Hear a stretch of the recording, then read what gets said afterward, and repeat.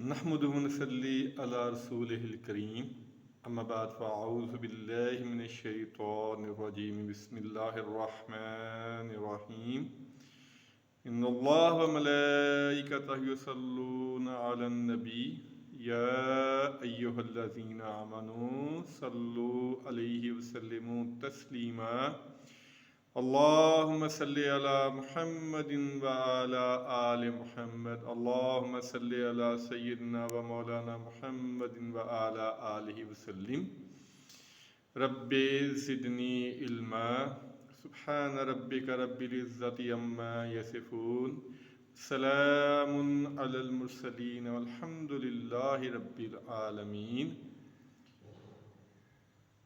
حدیث رسول صلی اللہ علیہ وسلم چینل پہ آپ سب کو خوش آمدید۔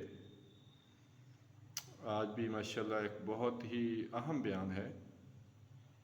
اس کے بارے میں پہلے کافی گفتگو ہو چکی ہے، لیکن ایک دو حدیث آج مطالعہ کرتے ہوئے نظروں سے گزری ہیں، تو میں نے سوچا کہ آپ تک پہنچا دی جائیں۔ یہ حدیث ہیں زیادہ بولنے کے بارے میں۔ یہ چیز دیکھنے میں آئی ہے کہ کئی لوگ بلا وجہ بغیر کسی وجہ کے مسلسل بولتے رہتے ہیں، اور انہیں یہ پتہ نہیں ہے کہ ہم جو باتیں کر رہے ہیں وہ اس کا انجام کیا ہوگا۔ جو بلا وجہ فضول گفتگو ہے بغیر کسی مقصد کے، اس کے بارے میں انشاءاللہ گفتگو ہوگی۔ تو آپ صلی اللہ علیہ وسلم نے ارشاد فرمایا تھا ایک صحابی کو کہ کوشش کیا کرو کہ تیری زبان اللہ کے ذکر سے تر رہے۔ تو یہ جو بلا وجہ گفتگو ہے یہ نہیں کرنی چاہیے۔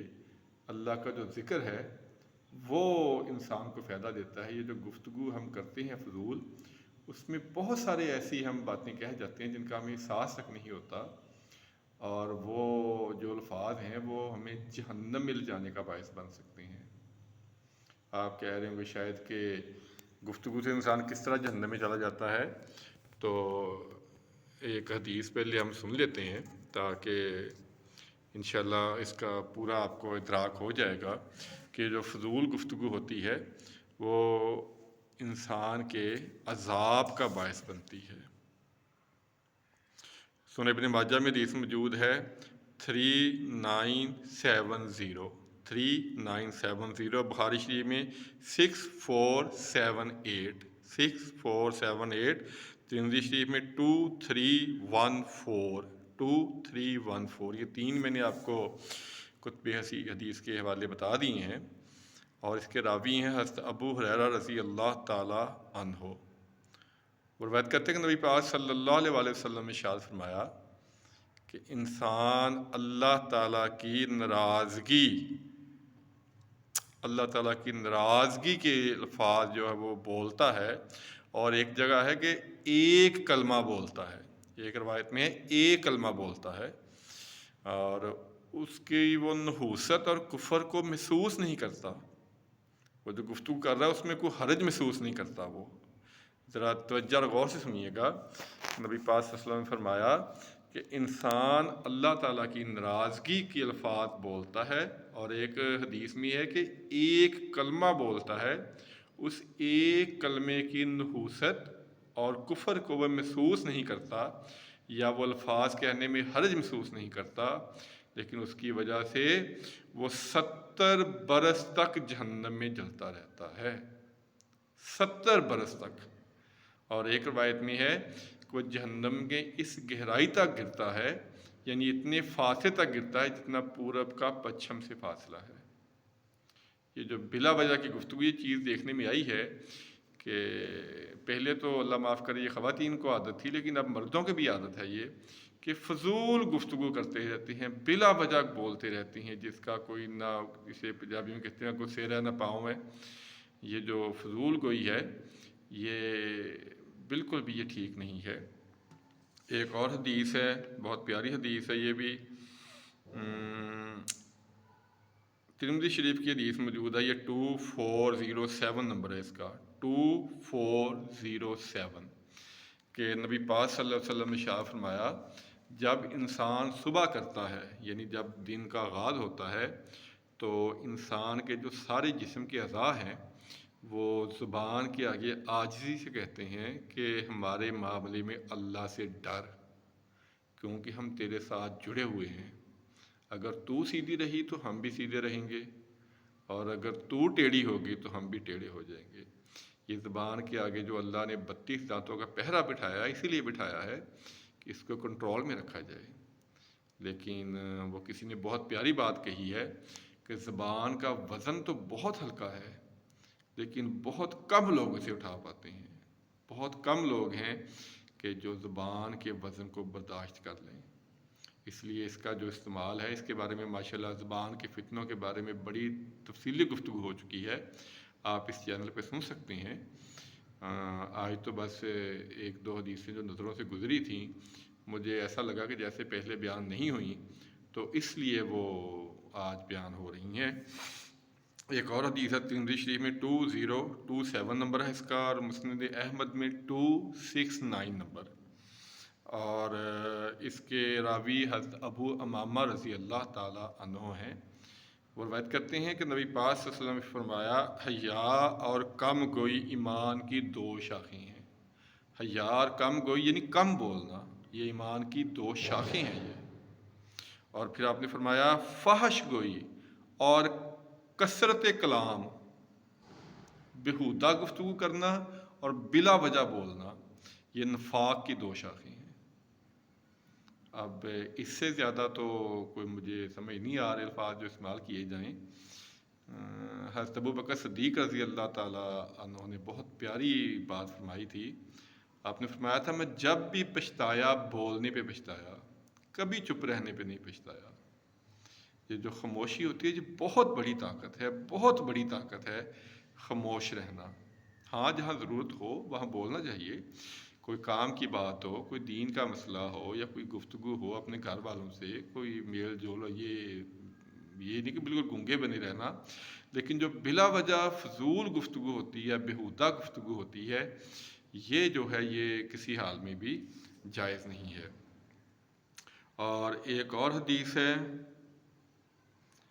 بہت پیاری حدیث ہے یہ بھی، کہ نبی پاک صلی اللہ علیہ وآلہ وسلم نے ارشاد فرمایا کہ جو شخص، اس حدیث کے راوی حضرت ابو ہریرہ رضی اللہ تعالیٰ عنہ ہیں، آپ نے فرمایا جو شخص اللہ اور یوم آخرت پر ایمان رکھتا ہو، اسے چاہیے کہ یا اچھی بات کہے یا خاموش رہے۔ اچھی بات کہے، کوئی دین کا مسئلہ، کوئی اپنے گھر والوں کے پاس بیٹھا ہوا ہے، یا کوئی یعنی کہ فضول گفتگو نہیں کرنی چاہیے، یا تو اچھی بات کہے یا خاموش رہے۔ اور یہ حدیث موجود ہے بخاری شریف میں 6018 نمبر پہ، سنن ابی داؤد میں 5154 نمبر پہ، اور ابن ماجہ میں 3971۔ یعنی گفتگو جو فضول کرنا، میں بار بار الفاظ استعمال کر رہا ہوں، یہ چیز دیکھنے میں آئی ہے کہ لوگ گھنٹے بلا وجہ بولتے رہتے ہیں، گھنٹوں گھنٹوں، کیونکہ ہماری فیلڈ ایسی ہے کہ مختلف لوگوں سے ملنا ہوتا ہے، تو فضول گفتگو لوگ شروع کر دیتے ہیں۔ یہ نہیں دیکھتے کہ اگلا بندہ جو ہے وہ اس کو سن بھی رہا ہے، یا اس گفتگو کا مقصد ہے، اس کا کوئی فائدہ ہے یا نہیں ہے، لیکن وہ بس بولتے رہتے ہیں جب تک کہ اگلا بندہ تنگ نہ آ جائے۔